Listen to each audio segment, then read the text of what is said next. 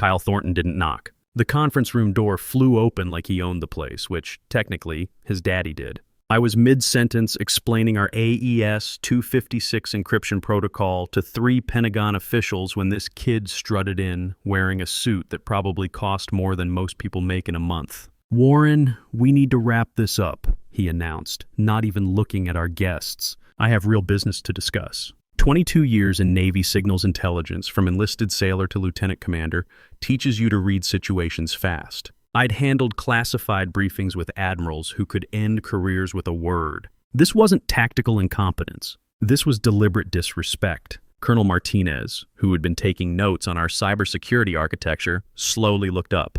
Next to him sat Dr. Sarah from DARPA and Commander Thompson from Naval Intelligence. These weren't junior analysts. They were decision makers on a $340 million defense contract.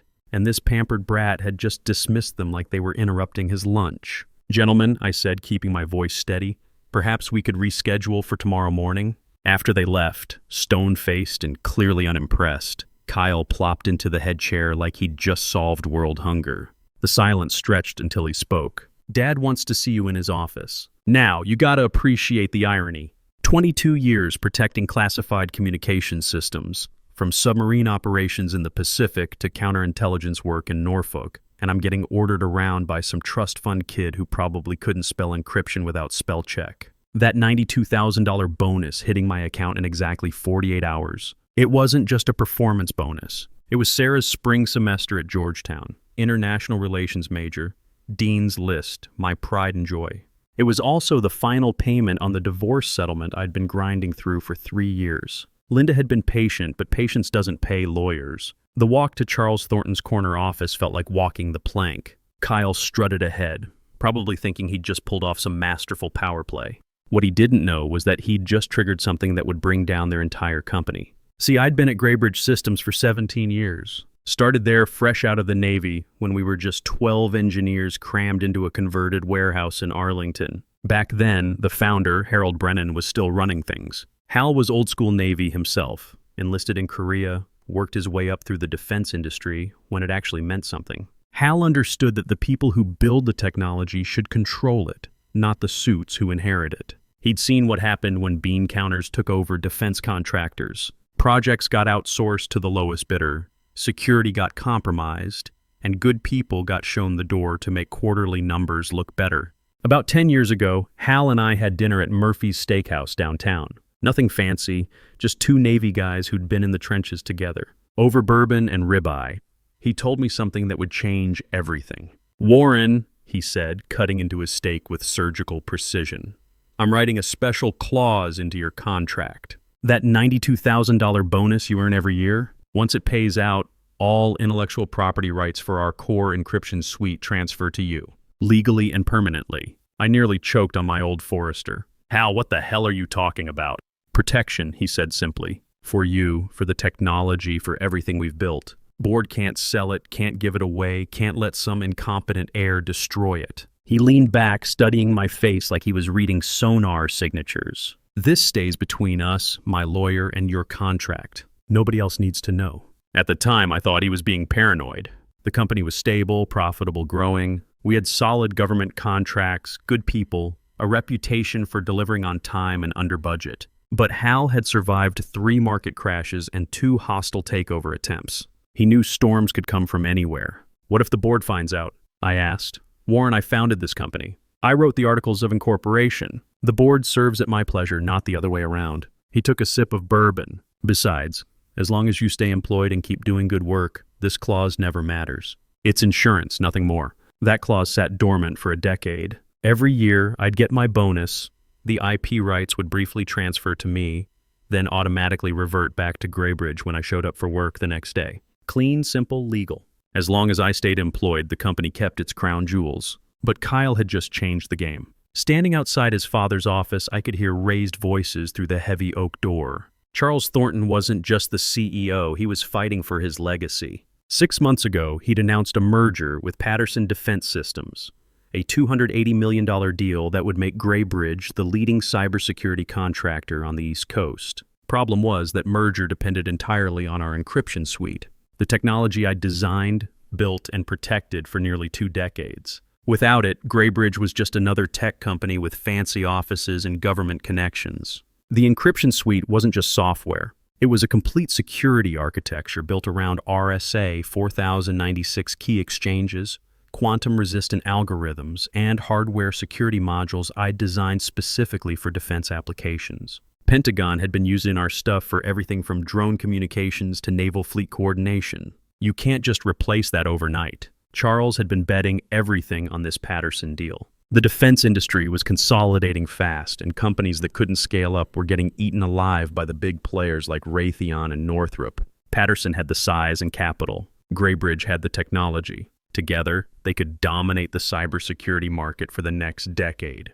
The door opened. Charles looked like he'd aged 5 years in the past month. Kyle bounced in behind me, barely containing his excitement. "Warren," Charles said, not bothering with pleasantries, "we're making some organizational changes." Kyle stepped forward, practically vibrating with anticipation. This was his moment, his chance to prove he belonged in the big leagues. "Effective immediately," Kyle announced, sliding a termination letter across the mahogany desk. "Your employment with Graybridge Systems is terminated." I looked down at the paper. Clean, professional, final. The date stamp showed today's date, exactly 48 hours before my bonus was scheduled to pay out. The termination was effective immediately. No 2 weeks notice. No transition period. Just pack your stuff and get out. Charles couldn't meet my eyes. 22 years in the Navy teaches you to recognize when someone's following orders they don't believe in. "HR will handle the transition details," he said quietly. Kyle was practically glowing. He thought he was being clever, cutting me out right before payday. Save the company 92 grand, and get rid of a guy who'd been around long enough to remember when his daddy actually worked for a living. I picked up the pen and signed without a word. No arguments, no protests, no threats, just my signature on the dotted line.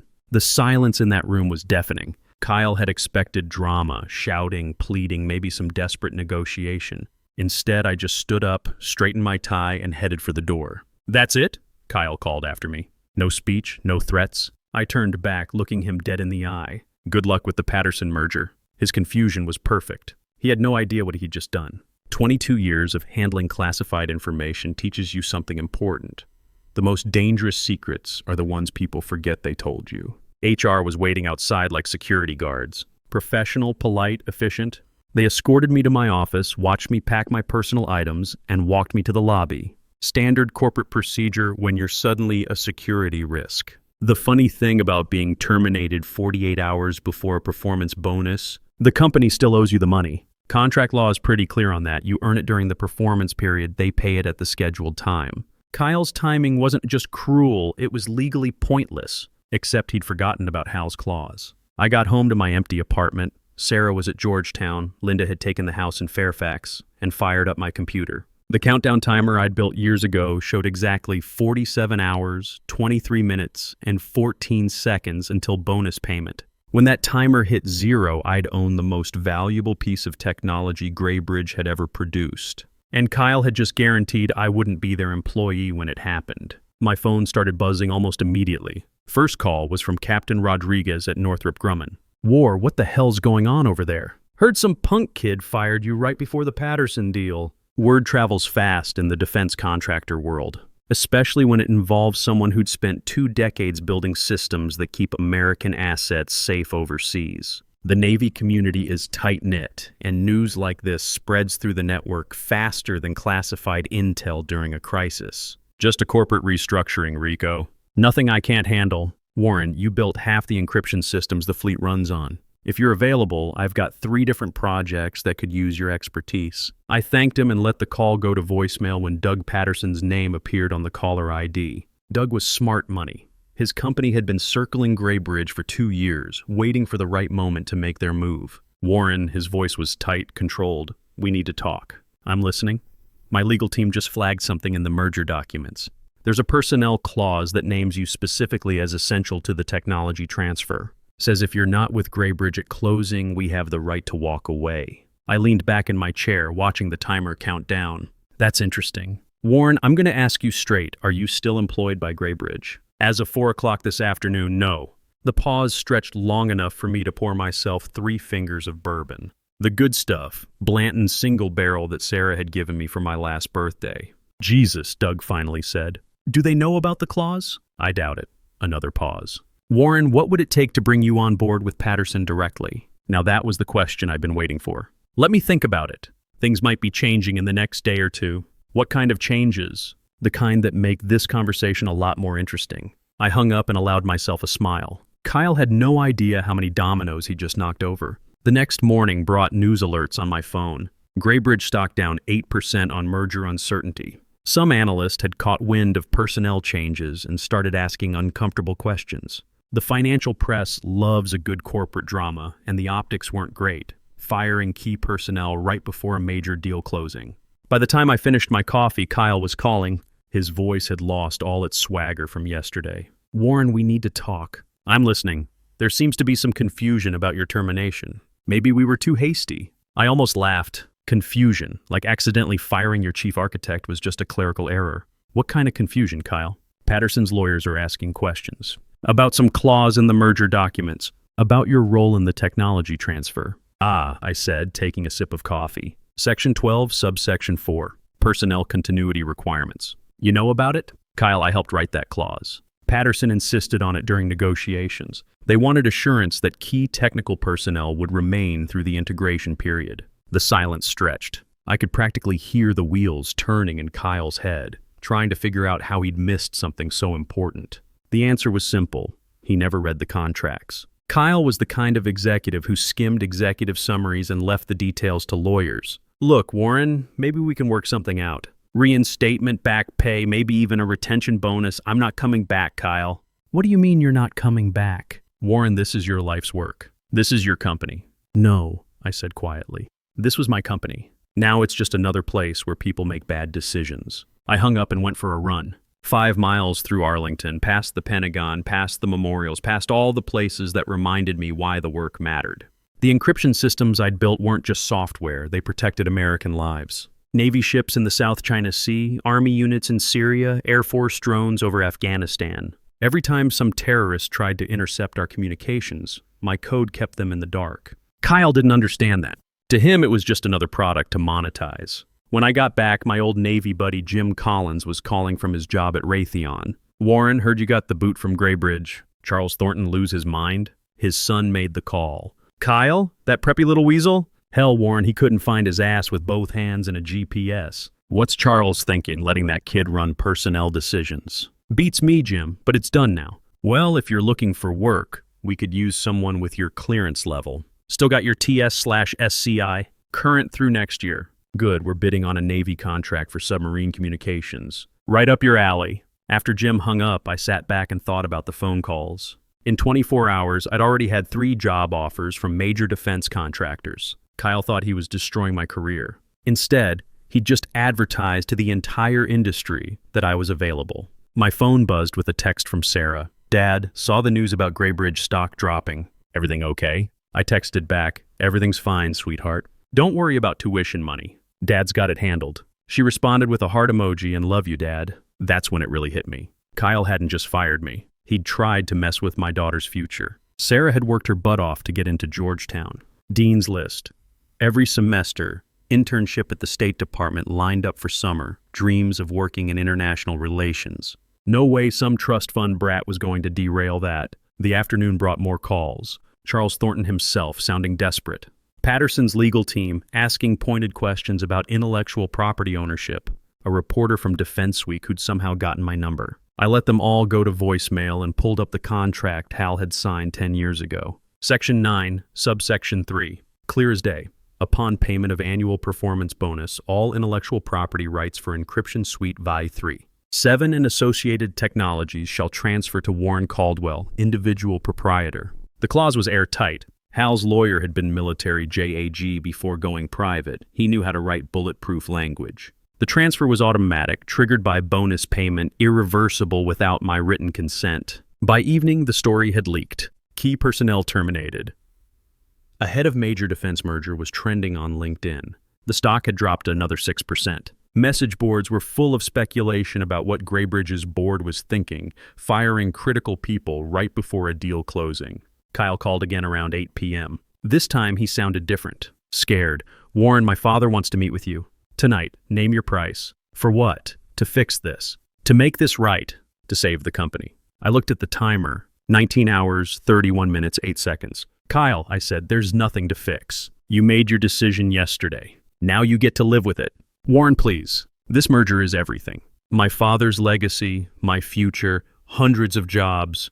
Should have thought about that before you decided to play power games with people's livelihoods. I hung up and poured another bourbon. Outside, the city hummed along, oblivious to the corporate drama playing out in boardrooms and law offices across town. Tomorrow, when that timer hit 0, everything would change. Kyle thought he'd outmaneuvered me. Instead, he'd just handed me the keys to the kingdom. The next morning brought chaos. Graybridge stock opened down 18%.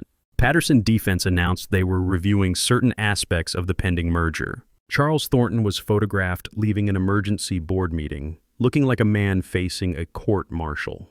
My phone hadn't stopped buzzing since dawn. Lawyers, executives, reporters, headhunters. Everyone wanted to know what was happening, what I was planning, what it would take to fix this mess. I ignored them all and went for my morning run. The October air was crisp, leaves turning gold and red along the Potomac. Life has a way of putting corporate drama in perspective when you're watching the sunrise over the Lincoln Memorial. When I got back, there was a black sedan parked outside my building. Charles Thornton sat in the back seat, looking like he'd aged another decade overnight. Warren, he said as I approached. Please, 5 minutes. I got in the car. Charles had always been straight with me, even when his son was being an ass. Military guys understand chains of command and personal accountability. My son made a mistake, he said without preamble. A catastrophic, career-ending mistake. But it doesn't have to destroy everything we've built. Charles, I've got nothing against you personally. You've always been fair to me. But your boy crossed a line. He's young, stupid, arrogant, I know that. Charles rubbed his face with both hands. But Warren, this company employs 400 people. Good people, engineers, technicians, support staff. People with mortgages and kids in college. Are you really going to let it all burn because Kyle doesn't know how to act professional? I studied his face. The desperation was real. So was the pain. Charles had built this company from nothing, and now he was watching his son tear it apart. Charles, what exactly are you asking me to do? Come back, work with us. Help us get through this merger. Name your terms, salary, equity, whatever you want. Kyle will be reassigned. Permanently, and if I say no, he slumped back in the leather seat. Then we're done. Patterson walks, the stock craters, the board fires me, and Kyle inherits whatever's left of the wreckage. I checked my watch. 6 hours, 14 minutes, 33 seconds. Charles, I need you to understand something. In about 6 hours, none of this is going to matter. Not the merger, not the stock price, not Kyle's future. In 6 hours, the game changes completely. What are you talking about? Ask Harold Brennan's old lawyer. Check the contracts from 2014. Read Section 9 of my employment agreement. His face went pale. Charles was sharp enough to know that when someone mentions a specific contract section, it's not good news. Warren, what's in Section 9? The reason Kyle should have fired me in January, not October. I got out of the car and walked inside. Behind me, Charles was already on his phone, probably calling every lawyer in the building. 4 hours later, my phone rang. Unknown number. Warren Caldwell? Speaking. This is Sandra Kim, General Counsel for Graybridge Systems. Mr. Caldwell, we need to discuss Section 9 of your employment contract. I'm listening. According to our records, you have a performance bonus scheduled for payment in approximately 2 hours. Is that correct? That's correct. And according to Section 9, payment of that bonus triggers a transfer of intellectual property rights for the core encryption suite. Is that also correct? That's correct. Long pause. Corporate lawyers hate surprises, especially ones that can tank billion-dollar deals. Mr. Caldwell, are you willing to negotiate? Negotiate what? A settlement, a resolution that protects all parties' interests. I looked at the timer. 1 hour, 53 minutes, 7 seconds. Sandra, I appreciate the call, but there's nothing to negotiate. Kyle terminated my employment. The bonus is contractually guaranteed. The IP transfer is automatic. Everything else is just noise. Mr. Caldwell, we're prepared to offer significant compensation. Stock options, cash settlements, executive positions, with Kyle still in management? No thanks, Mr. Caldwell. Kyle will be removed from any operational role permanently. You have my word. Sandra, your word isn't worth much right now. Kyle should have been removed years ago, but Charles couldn't bring himself to do it. Why should I believe anything's changed? I hung up and made myself a sandwich. Turkey, Swiss, mustard on rye. Simple pleasures matter when the world's falling apart around you. My old squadron mate Tom Bradley called from his consulting firm in Crystal City. Warren, heard through the grapevine you're available. True, depends what you mean by available. I mean free to make some serious money. I've got 3 defense contractors asking about you specifically. Word is Graybridge stepped on their own tail. Something like that. Warren, these aren't just job offers. These are equity partnerships. Build your own team, work the contracts you want, keep the profits. One of them's offering a 7-figure signing bonus. I almost laughed. 24 hours ago, Kyle thought he was saving the company $92,000. Now I was getting offers worth 10 times that amount. Tom, let me call you back in a couple hours. I'm waiting on something. Roger that. But Warren, don't wait too long. These offers won't stay open forever. At 4:47 p.m., the timer hit 0. My computer chimed softly. New email notification from the automated contract system I designed years ago. The same system that tracked bonuses, equity vesting, and intellectual property transfers. Transfer complete. All rights to Encryption Suite version 3. 7 and associated technologies now held by Warren Caldwell, individual proprietor. I downloaded the documentation. 47 pages of legal text, all culminating in one simple fact. I now owned the technology that made Graybridge Systems valuable. Kyle had tried to deny me $92,000. Instead, he'd handed me intellectual property worth about $50 million. My phone rang immediately. Doug Patterson. Warren, please tell me you're taking my calls. I am now. My legal team just confirmed it. You own the encryption suite. I do. Warren, we've been planning this merger for 2 years. We've spent $8 million in legal fees, due diligence, integration planning. But here's the thing. I'm not angry. I'm impressed. That wasn't what I'd expected to hear. How's that, Doug? Because now I can deal directly with the person who actually built the technology, instead of going through a bunch of suits who don't understand what they're selling. Doug's voice had energy now, excitement. Warren, what would it take to license the technology to Patterson directly? Cut Graybridge out entirely? I leaned back in my chair. Now that was an interesting proposition. I'd need to see a proposal. I can have something to you in 2 hours. Full licensing agreement, equity participation, complete creative control. Warren, you built this technology. You should be the one who decides how it gets used. Make it good, Doug. I've got other calls to return. The rest of the afternoon was something else. Graybridge stock dropped another 22% before trading was halted. Emergency board meetings. Crisis management firms. Lawyers flying in from New York and D.C. Kyle called 6 more times. Each message more desperate than the last. Charles called twice. Sandra Kim called every hour on the hour. I ignored them all and went to dinner. Prime rib at Morton's, bottle of Cabernet, chocolate cake for dessert. The Patterson proposal arrived via encrypted email while I was finishing my wine. Exclusive licensing agreement. Minimum guarantee of $75 million over 5 years. Equity participation in Patterson Defense Systems. Complete creative control over technology development. And here's the kicker. They wanted to hire my entire engineering team from Graybridge. Not bad for a day's work. I called Doug from the restaurant. I've reviewed your proposal. And?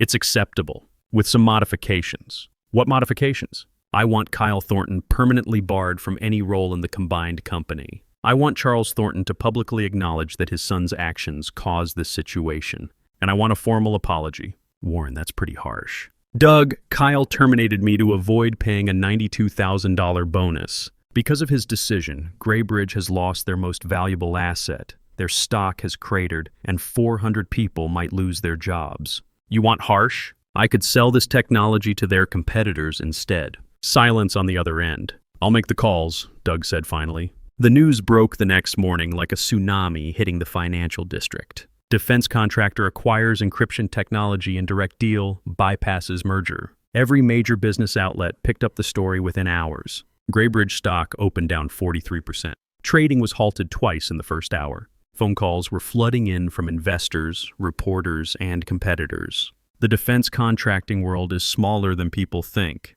and when something like this happens, everyone wants to know how it went down. Charles Thornton held a press conference at noon. Standing behind a podium in Graybridge's corporate headquarters, he looked like a man who'd lost everything, which technically he had. Yesterday, Graybridge Systems lost the rights to our core encryption technology due to a personnel decision made by my son, Kyle Thornton, he read from prepared remarks. This decision was made without board approval and without understanding the contractual implications. As a result, Kyle has been terminated from his position and will have no future role in this company. He paused, visibly struggling with the next words. 20 years of building a company, and it all came down to this moment. I want to publicly apologize to Warren Caldwell, whose termination was unjustified and has caused irreparable harm to our company and our shareholders. Mr. Caldwell served Graybridge with distinction for 17 years and deserved far better treatment. Kyle wasn't at the press conference. Word around the industry was that he'd been escorted from the building by security that morning.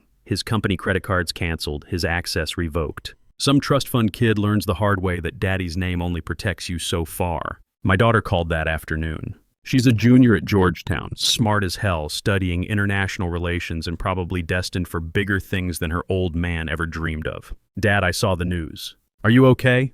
I'm fine, sweetheart. Better than fine, actually. The news said your old company lost some big contract because they fired you. That's crazy. Sometimes people make bad decisions, kiddo. The important thing is how you respond to them. What are you going to do now? I looked out the window of my new corner office at Patterson Defense Systems. Bigger than my old one, better view, and filled with engineers who actually wanted to be there. I'm going to build something new, something better. And I'm going to make sure your college tuition is never a problem again. Dad, you know I'm proud of you, right? Not because of the money, but because you didn't let them push you around. Thanks, kiddo. That means everything. After she hung up, I sat back and thought about the past week. Kyle had tried to humiliate me, to cast me aside like yesterday's newspaper. Instead, he'd given me the best opportunity of my career. Doug Patterson knocked on my office door around 4 o'clock. Warren, got a minute? What's up? Just got off the phone with Admiral Morrison at the Pentagon. They want to fast-track our submarine communications contract. Apparently, they're impressed with how we handled the transition. I had to smile at that. How we handled it. Warren, you could have burned the whole industry down. Instead, you kept the technology in American hands, protected the existing contracts, and made sure our allies didn't lose access to critical systems. Morrison said that's exactly the kind of strategic thinking they want from their contractors. That felt good. Better than the money, better than the equity, better than watching Kyle's world fall apart. Knowing that the work still mattered, that American forces would still have the best encryption technology in the world. What about the Graybridge people? 15 of their best engineers want to come over, including that whole naval intelligence team you built. They said they'd rather work for you than whoever Graybridge brings in to replace you. And Kyle? Doug shrugged. Last I heard, he's in California trying to launch some cryptocurrency startup. Apparently, he's convinced he can revolutionize blockchain technology. I almost felt sorry for him. Almost. 3 months later, Graybridge Systems filed for bankruptcy. The patent portfolio was sold off to pay creditors. Charles Thornton retired quietly to his house in Martha's Vineyard, where he spends his days sailing and probably wondering where he went wrong. The engineers who joined Patterson? They're building the next generation of defense encryption technology. We've got government contracts worth $500 million over the next 5 years. The submarine communications project that Admiral Morrison mentioned, it's going to protect American naval operations for the next decade. My ex-wife Linda called last month. First time we'd talked since the divorce was finalized. Warren, I saw the article in Defense Week about your new company and the Navy contracts. What about it?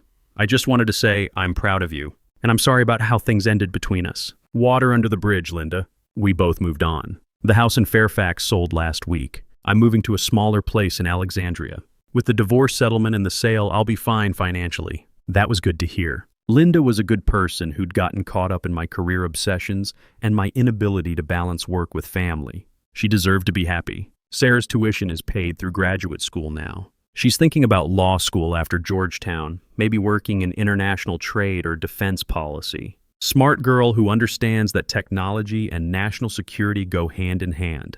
Every morning when I walk into Patterson's offices in Arlington, I pass a framed photo from our first Navy contract signing. Admiral Morrison, Doug Patterson, myself, and 36 engineers who chose to leave secure jobs to build something better. Kyle's termination letter is framed on my wall too. Not out of spite, but as a reminder. Sometimes the best thing that can happen to you is someone showing you the door. It forces you to figure out what you're really worth. The timer on my computer now counts up instead of down. Every second is a reminder that patience beats panic, that preparation beats politics, and that sometimes losing your job is the best thing that ever happened to you. 6 months ago, I was worried about making a bonus payment. Today, I own equity in a company that's revolutionizing defense communications. 6 months ago, Kyle thought he was saving his daddy's company $92,000. Today, that company doesn't exist. The defense industry moves fast, but it also has a long memory. Companies that treat good people badly don't last.